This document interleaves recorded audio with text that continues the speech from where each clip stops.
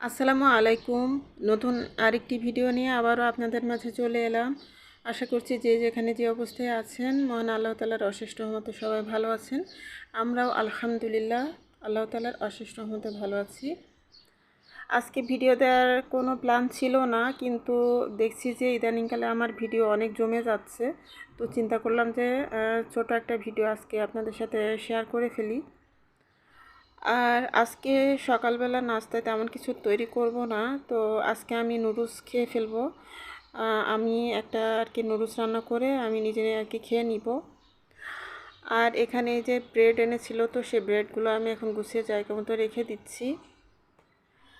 আর আজকে আমাদের বাসায় গেস্ট আসার কথা ছিল, মানে আমার হাজব্যান্ডের একটা ফ্রেন্ডকে আর কি বলেছিল। তো আসলে হঠাৎ করেই আর কি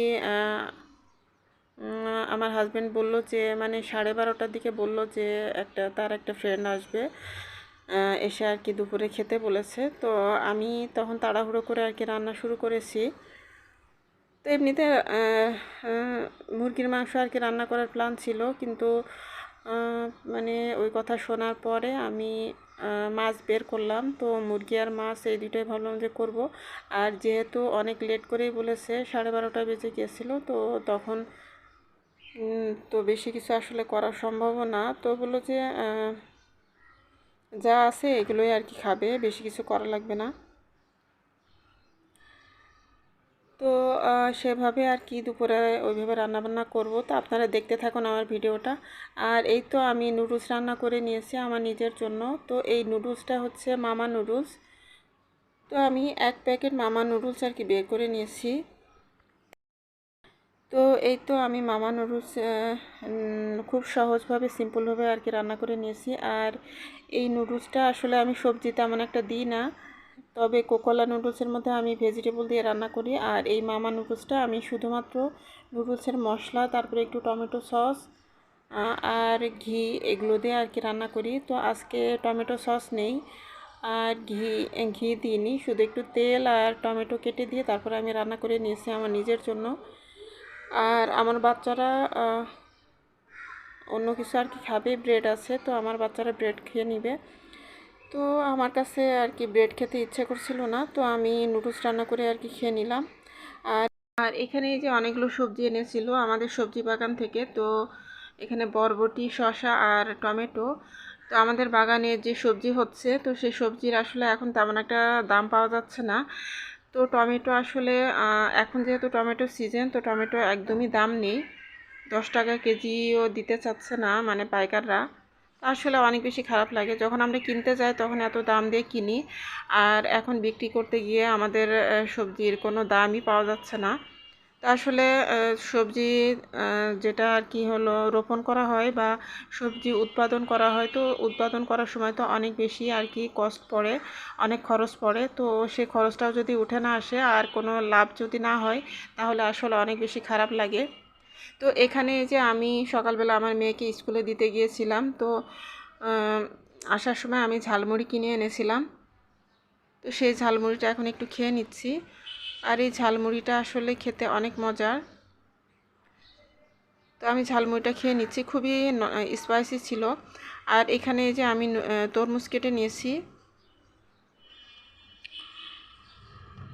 তো এই তরমুজটা কিন্তু বেশ মিষ্টি ছিল।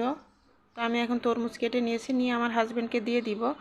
আর এক পিস তরমুজ আমি খেয়েও নিয়েছি। আর এখন এই যে আমি রান্না শুরু করেছি। তো এখন 12:30 পৌনে 1টার মধ্যে এরকম বেজে গেছে। তো এখন এই যে আমি হালকা পাতলা আর কি কিছু রান্না করে নিব। তো একজন মাত্র যেহেতু মানুষ খাবে, তো খুব বেশি কিছু আর করব না, আর যেহেতু সময় বেশি নেই। তো এখানে এই যে আমি মিষ্টি কুমড়া ভাজি করে নিচ্ছি। আর এখানে আমি মাছ ভুনা করে নিব 3 পিস। তো 3 পিস আর কি করব। বেশি মাছ আসলে করা লাগবে না, যেহেতু মানুষ কম, তো এই কারণে 3 পিস মাছ ভুনা আর কি করে নিচ্ছি। তো আমি মাছগুলো ভেজে তারপরে মশলাটা খুব ভালোভাবে কষিয়ে নিয়েছি। আর এখন এই যে আমি মাছগুলো দিয়ে দিলাম, ভেজে রাখা মাছগুলো দিয়ে দিলাম, দিয়ে মাছটা রান্না করে নিয়েছি। আর এখন এই যে আমি ধনিয়া পাতা দিয়ে দিলাম, দিয়ে নামিয়ে নিব। আর এখানে এই যে আমি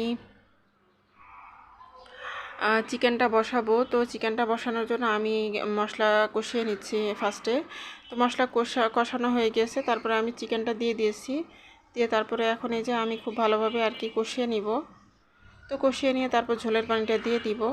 আর রান্নাগুলো আসলে সেভাবে রেকর্ড করিনি, কারণ যেহেতু অনেক তাড়াহুড়োর মধ্যে দিয়ে আর কি রান্নাবান্না করতেছিলাম, তো এই কারণে আর সেভাবে রেকর্ড করা হয়নি। তো এখানে যে ডাল রান্না আমার হয়ে গিয়েছে, তারপরে মাছ ভুনা আর মিষ্টি কুমড়া ভাজি। তো এই তিনটা জিনিস আমার হয়ে গিয়েছে। তো আমি টেবিলে খাবার দিয়ে দিয়েছি, আর মুরগির মাংসটা আমার রান্না হচ্ছে। আর এদিক থেকে আমার যে খাবারগুলো রান্না হয়েছে সেই খাবারগুলো আমি টেবিলে দিয়ে দিয়েছি। তো আসলে রান্নাবান্না শেষ করে খাবার দিয়ে দিয়েছিলাম, তারপরে সব কাজ শেষ করে আমি শাওয়ার নিতে গিয়েছিলাম। তো শাওয়ার নিয়ে তারপর এসে দেখি যে মানে আমার হাজব্যান্ড বলতেছে যে উনি নাকি আসবে না, ওনার ফ্রেন্ড আর কি। তো আমার হাজব্যান্ডের ফ্রেন্ড আর কি আসবে না। তো আমি বললাম যে তাহলে তুমি যে বললে যে আসবে, আর আমি এত তাড়াহুড়ো করে রান্না করলাম। তো বলছে যে আসলে ওই সময় আসতে চেয়েছিল, কিন্তু পরবর্তীতে কি একটা কাজ পড়ে গিয়েছে, তো তার জন্য আর কি এখন আসতেছে না। তা আসলে শুনে অনেক খারাপ লাগছিল। তো একটা মেহমান আসার কথা শুনলেও কিন্তু অনেকটাই আর কি ঝামেলা হয়। তো যাই হোক, খুব বেশি কিছু রান্নাবান্না করিনি অবশ্য। তো যা যা রান্না করেছিলাম আমরা আর কি খাওয়া দাওয়া করে নিয়েছি। তো আজকের মতো এখান থেকে বিদায় নিচ্ছি। আল্লাহ হাফেজ।